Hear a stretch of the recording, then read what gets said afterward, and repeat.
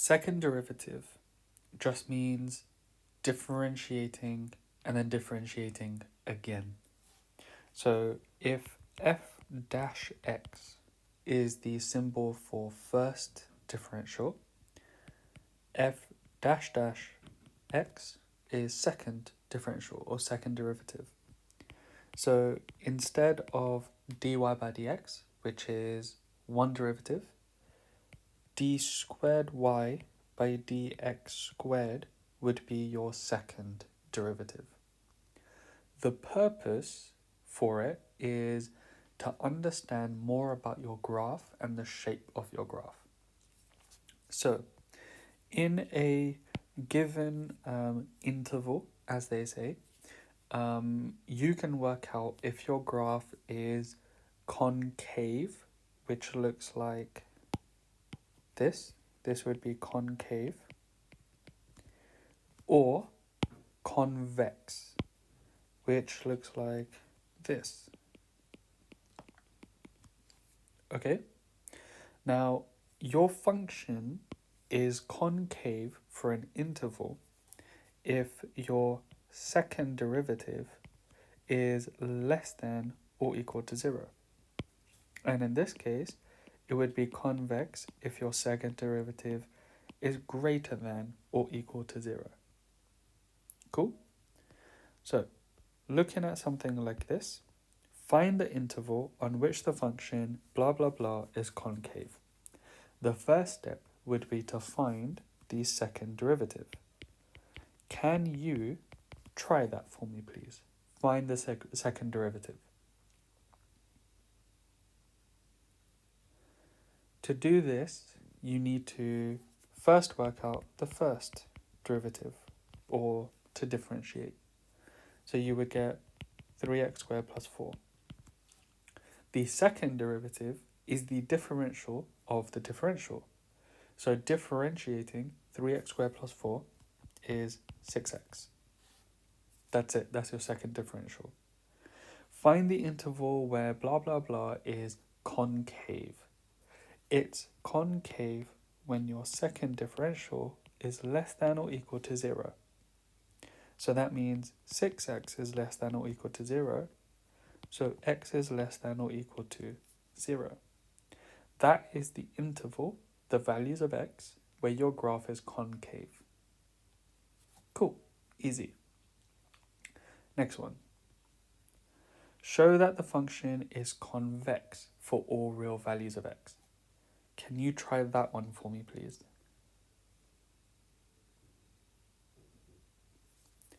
So differentiating the first time will give you 2e to the power of 2x plus 2x.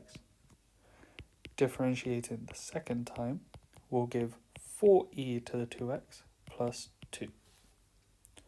Concave would mean greater than 0.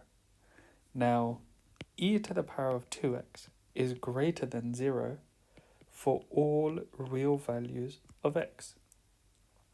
So that means 4e to the 2x plus 2 will also have to be greater than 0, which is proof that your second derivative is greater than or equal to 0 for all real values of x. Therefore, it's convex. Okay, cool. This one. In this question, it's asking for the point of inflection. Point of inflection is the apex, like this. It's the point where your second differential changes sign. So, let's say here, your second differential could be positive, and here it could be negative. Whether it's positive or negative, and whether there is a change of sign, shall I say, is your indication of point of inflection. Okay?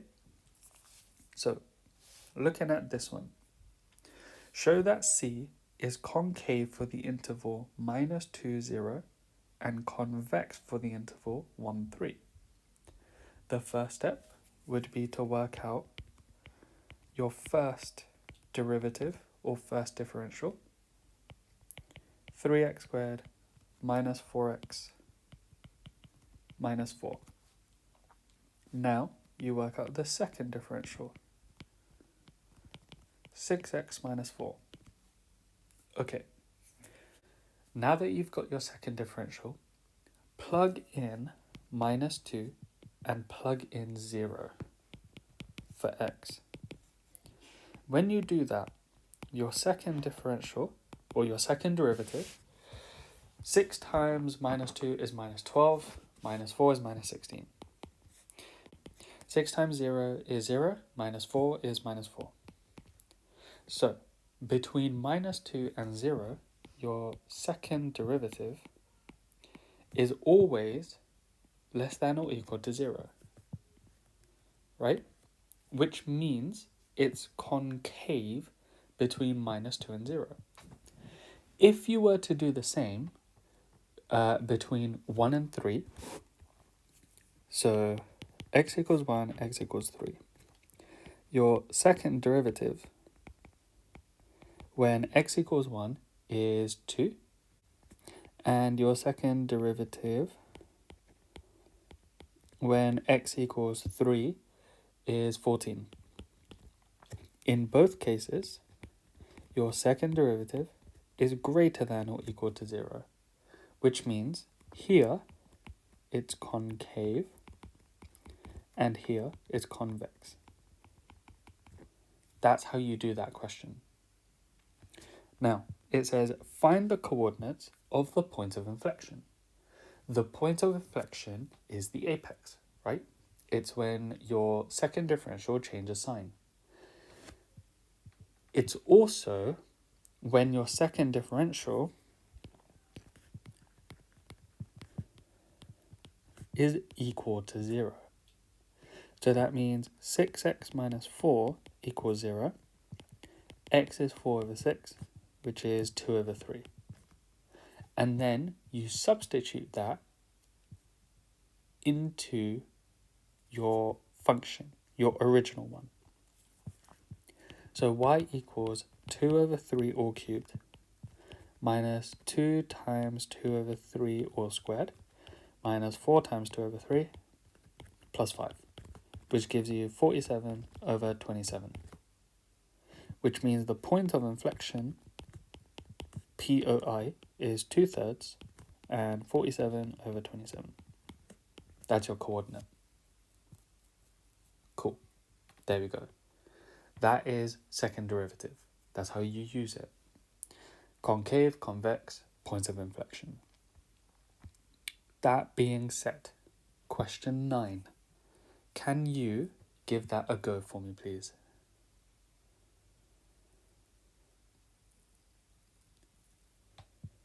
So, this is really, really, really long because you've got x and then you've got 3x minus 1 all to the power of 5. If you want to differentiate that, you have to use the product rule. You have to make u equal to x. You have to make v equal to 3x minus 1 all to the power of 5.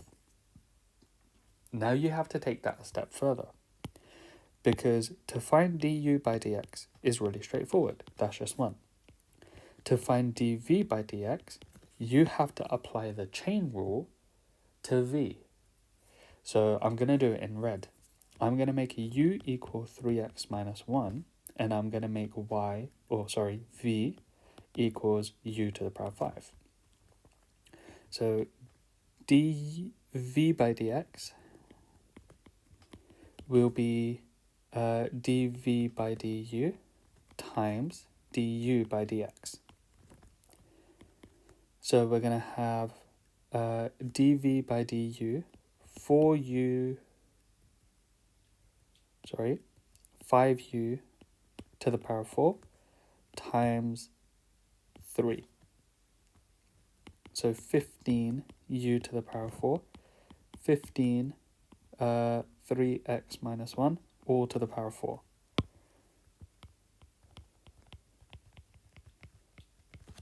Let me write that a bit clearer. There we go. So now, using the product rule, it's u dv by dx plus v du by dx. So x times 15, 3x minus 1 to the power of 4. So 15x, 3x minus 1 to the power of 4, plus 3x minus 1 all to the power of 5, times by 1. I'm just not going to write that 1. That's the first derivative. The second, you're going to have to use a product rule again.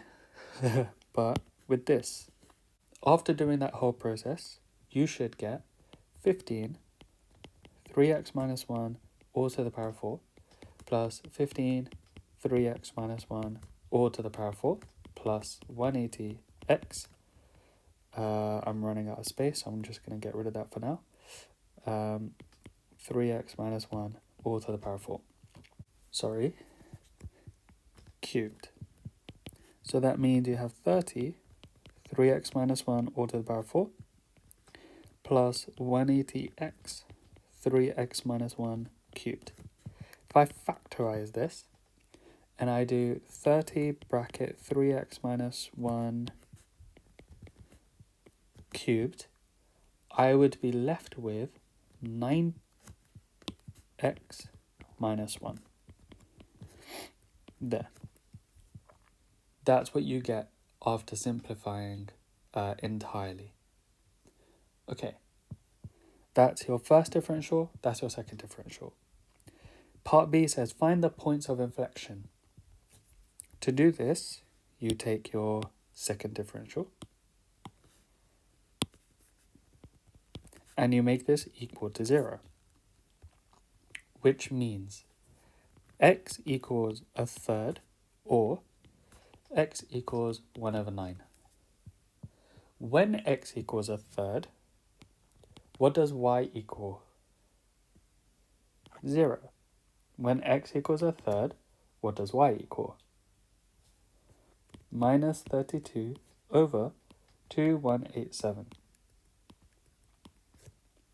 Those are your coordinates for the points of inflection.